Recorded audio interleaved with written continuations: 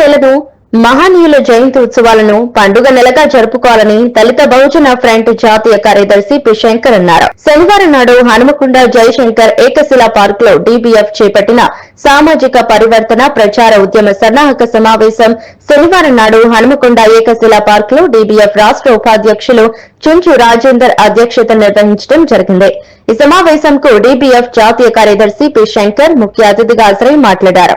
సమావేశంలో డీబీఎఫ్ రాష్ట్ర అధ్యక్షులు రౌతు రమేష్ కుమార్, రాష్ట్ర ఉపాధ్యక్షులు Chunchu Rajender, KU JAC chairman doctor Manda Veeraswamy, DBF రాష్ట్ర మహిళా నాయకురాలు బుర్ర సంపూర్ణ, జిల్లా ప్రధాన కార్యదర్శి మేకల అనిత, జిల్లా ఉపాధ్యక్షురాలు బౌతు రాధా, జిల్లా నాయకులు మాదాసి సురేష్, కూగులోతు కౌసల్య, దుర్గం పుష్పలత, జిల్లా గౌరవ అధ్యక్షులు పసుల దాసు, నాయకులు బాగాది కుమార్, మోరే ఐలయ్య, రంజిత్ కుమార్, బస్వారెడ్డి, పొన్నాల ఆనందం తదితరులు పాల్గొన్నారు.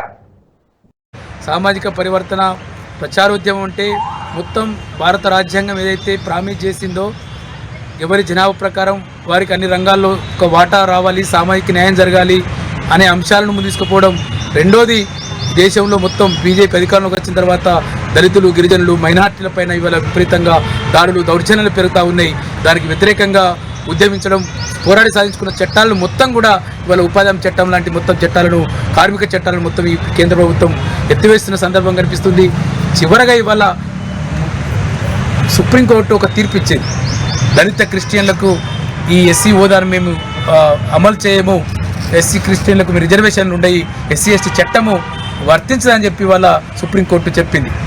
ఇది పూర్తిగా రాజ్యాంగ విరుద్ధమైన తీర్పుగా ఇవాళ మనం భావించాల్సిన అవసరం ఉంది. ఇంతకుముందు ఒక పెద్ద మనిషి చెప్తా ఉన్నాడు, ఈ దేశంలో కులం మతం మారినంత మాత్రాన ఈ దేశంలో కులం మారదని చెప్పి. కులం తను సత్యంత వరకు, పుట్టినప్పటి నుంచి సత్యంత వరకు కులం వెంటాడుతూనే ఉంటుంది. కానీ ఇంతకుముందు మన వీరస్వామి గారు చెప్పినట్టు ఈడబ్ల్యూఎస్ ఏమో ఇక్కడ రెడ్డి క్రిస్టియన్లకు, వెలమ క్రిస్టియన్లకు అందరికీ అమలవుతున్నప్పుడు ఎస్సీ రిజర్వేషన్ ఎందుకు ఎస్సీ క్రిస్టియన్లకు అమలు కాదని చెప్పి వాళ్ళు మేము ప్రశ్నిస్తూ ఉన్నాం. ఎస్సీ క్రిస్టియన్లకు ఎస్సీ హోదా కల్పించాలని చెప్పి జస్టిస్ బాలకృష్ణ కమిటీ రికమెండ్ చేసింది. ఇంకా ఇప్పుడు సుప్రీంకోర్టులో కేసు నడుస్తుంది. అవి ఏమీ తేల్చకుండానే ఒక పాస్ చేసిన కేసును ఆధారంగా మొత్తం మరొక్కసారి కొత్తగా తీర్పిస్తున్నట్టు, రాజ్యాంగంలో లేనట్టు ఇవాళ కొత్తగా తీర్పులు ఇస్తూ భయోత్పత్తిని ఇవాళ సృష్టిస్తున్న సందర్భం ఉంది. కాబట్టి ఈ తీర్పును ఉపసంహరించుకోవాలి. ఈ తీర్పు వ్యతిరేకంగా ప్రచారోద్యమం చేయడము మొత్తం భారత రాజ్యాంగ లక్ష్యాలను, స్వేచ్ఛ, సమానత్వం, సోదరభావం, సామాజిక న్యాయం ఏదైతుందో, ఆర్థిక రాజకీయ రంగాలలో, సామాజిక రంగాలలో సమానత్వం అనే ఒక భావన ఏదైతుందో, సామాజిక న్యాయం, రాజకీయ న్యాయం ఏదైతే ఉందో ఆ భావనను మొత్తం విస్తృతంగా ప్రజల్లోకి తీసుకెళ్లేందుకు ఈ ప్రచారోద్యమాన్ని చేపడుతున్నాం. Thank you.